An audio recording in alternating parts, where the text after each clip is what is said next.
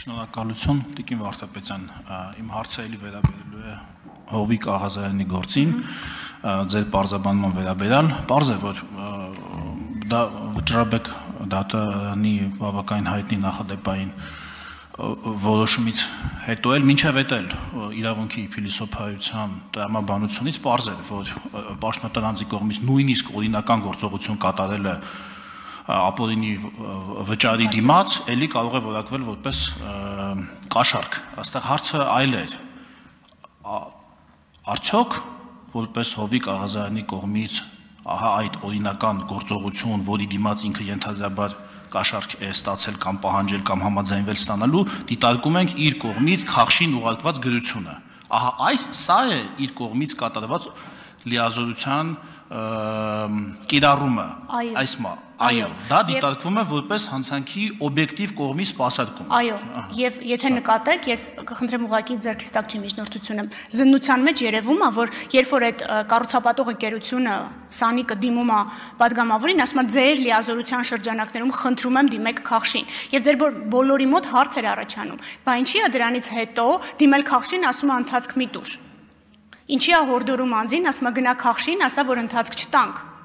Այստեղ խոսքը չի վերաբերում ուղիղ շինարարական թույլտվություն տալու կամ որևէ քաղաքաշինական գործառույթ իրականացնելու հետ։ Ինքը իր լիազորությունը տվյալ դեպքում հարցմամբ իրավասու մարմնին դիմելու սահմանադրական օրինական իրավունքը իրականացնում է ապօրինի վարձատրության դիմաց, տվյալ դեպքում չի էլ հերքվում։ Հիմա դե բնականաբար փորձը արվում է այդ ամիջը ներկայացնել պարտքեր, ռեբունտեր, դեսեր, դներ, բայց մեր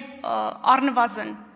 չճշտված է մնում այդ հանգամանքը, որը որ պիտի պարզվի հարցաքննությամբ։ Հարցաքննության համար մեզ պետք է որ անձը ունենա կարգավիճակ, որ ինչ որ պահի որոշի լռի, ասի էլ ձեզ ցուցմունք չեմ տալիս։ Հակառակ դեպքում, եթե այդ մարդուն առանց կարգավիճակ ցանկացածին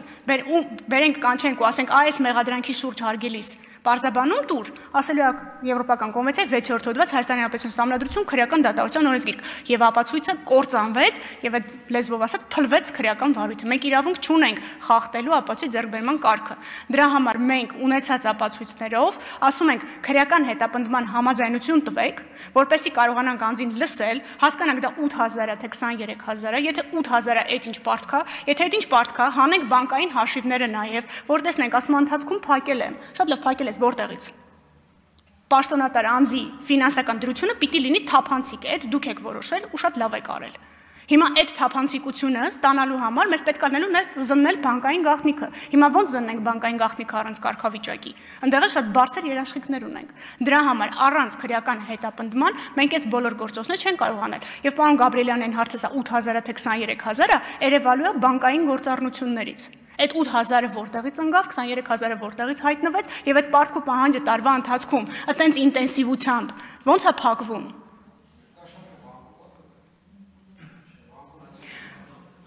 Պարոն Բագրատյան, կաշառքը բանկով չեն տվել, պարտքու պահանջն է, փոխառություններն է բանկով եւ մենք անձի օրինական եկամուտները բանկով ենք տեսնում, անկախիկ գործառնությունների մասին հանձնառությունն էլ վստահ եմ բոլորս գիտենք, հատկապես պաշտոնատար անձանց մասով։ Արձագանք։ Շատ լավ, այդ դեպքում Տիկին Վարդապետյան հետևել հարցնացակում։ Մյուս դրվագով էլի նմանատիպ գործողություն արել առանց գրություն ուղարկելու, այլ զանգով, ըստ մեղադրանքի, բայց մյուս դրվագով իրեն մեղսագրվում է այլ արդեն հոդված, ազդեցություն 438-ն է արդեն իրական կամ ենթադրյալ ազդեցություն օգտագործել նպատակով անձի միջնորդի միջոցով եւ այլն։ Հիմա այս երկու օբյեկտիվ գործողությունների միջև մի դեպքում գրություն է գրել, այն մյուս դեպքում էլ չի գրել։ Գրություն չի գրել զանգով։ Հիմա ավարտում եմ, այսինքն եթե այս մյուս դեպքով էլ գրություն գրել, օրինակ, այս մյուս դեպքով գրություն գրել, էլի սա զուտ այդ գրություն գրելու փաստը Վարդապետյան, խնդրում եմ ընդհատեք, պարոն Եղոյան, մի վայրկյան։ Պարոն Եղոյանը հարցը ձևակերպի, դուք պատասխանեք։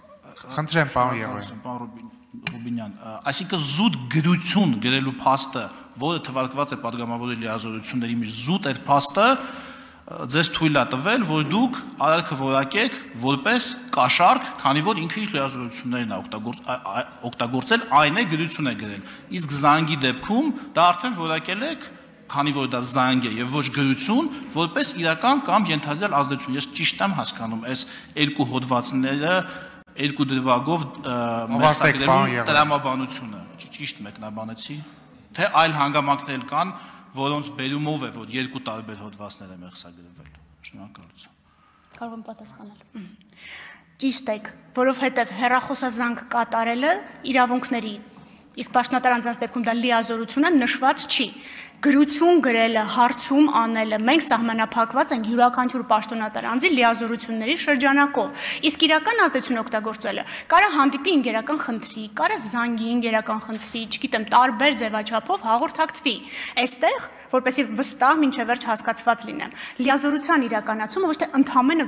ոչ մեկ ընդամենը գրություն չի գրում։ Ցանկացած բանի տակ, որի տակ ձեր ստորագրությունը, դա նշանակում է լիազորության իրականացում։ Դուք ընդամենը գրություն չեք գրում։